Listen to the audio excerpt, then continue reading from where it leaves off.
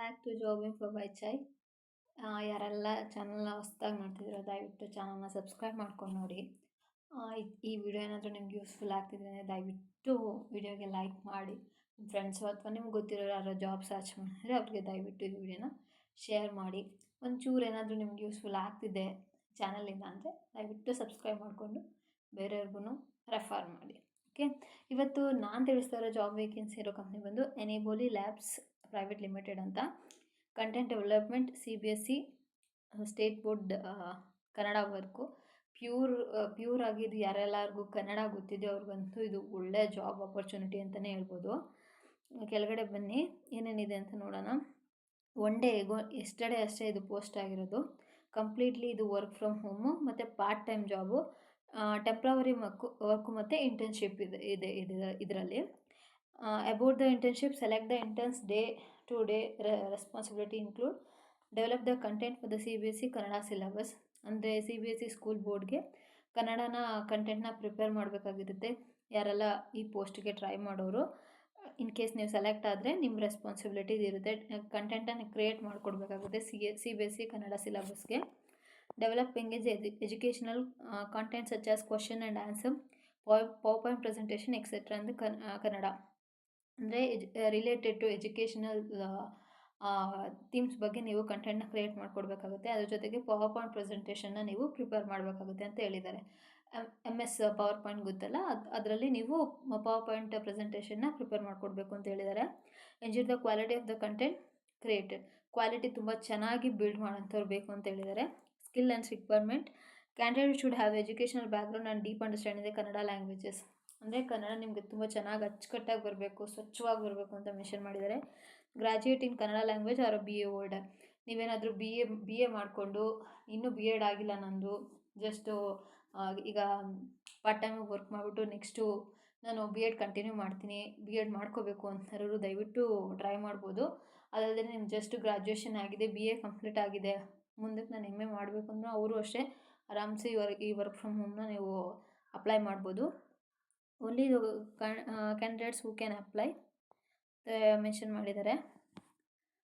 R available for work from home and job internship. ಅಂದರೆ ಯಾರು ನೀವು ಮನೇಲಿ ವರ್ಕ್ ಮಾಡೋಕ್ಕೆ ರೆಡಿ ಇದ್ದೀರೋ, ಫ್ರೀ ಇದ್ದೀರೋ ಅವರು ಅಪ್ಲೈ ಮಾಡಿ ಅಂತ ಹೇಳಿದ್ದಾರೆ. ಅಂದರೆ ಅವ್ರು ಹೇಳಿರೋ ಟೈಮಿಗೆ ನೀವು ರೆಡಿ ಇರಬೇಕು ಅಂತ ಮೆನ್ಷನ್ ಮಾಡಿದ್ದಾರೆ. Work from home, it's completely work from home ಅಂತ ಮೆನ್ಷನ್ ಮಾಡಿದ್ದಾರೆ. Can start a work from home internship between 13th May 2024 and 4th July 2024. ಅಂದರೆ May 24th July 24th ಒಳಗಡೆ ಇದನ್ನು ಮುಗಿಸ್ಕೊಡ್ಬೇಕು. ಅಂದರೆ ಬಿಟ್ವೀನ್ ಈ ಡೇಟ್ಸಲ್ಲಿ ಈ ಅವ್ರು ಕೊಟ್ಟಿರೋಂಥ ರೋಲ್ಸ್ ರೆಸ್ಪಾನ್ಸಿಬಿಲಿಟಿನ ಕಂಪ್ಲೀಟ್ ಮಾಡಿಕೊಡ್ಬೇಕು ಅಂತ ಹೇಳಿದ್ದಾರೆ.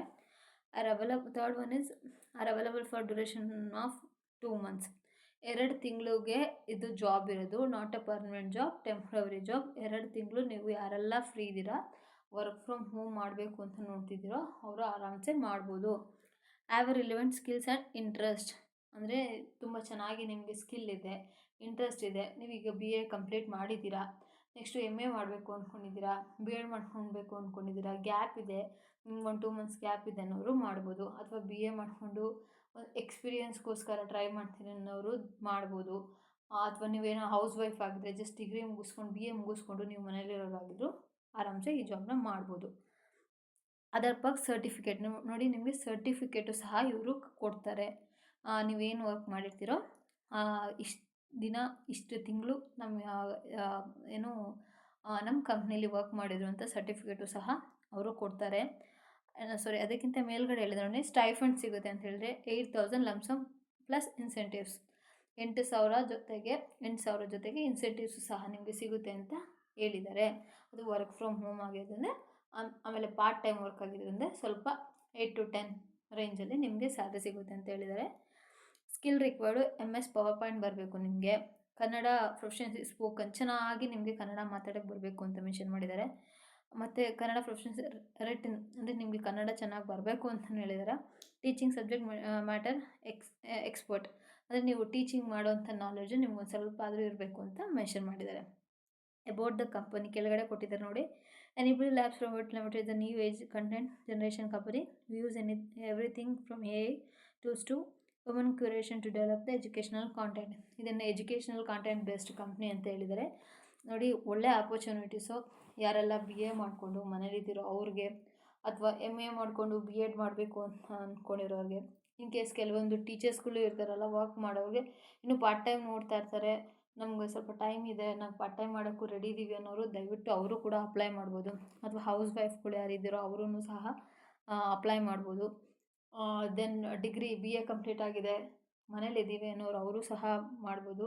ಇದು ಪಾರ್ಟ್ ಟೈಮ್ ವರ್ಕು ಮತ್ತು ಟೆಂಪ್ರವರಿಗೂ, completely genuine company, not fake company. ದುಡ್ಡು ಇಸ್ಕೊಂಡು ನಿಮ್ಗೇನು ಜಾಬ್ ಕೊಡಲ್ಲ.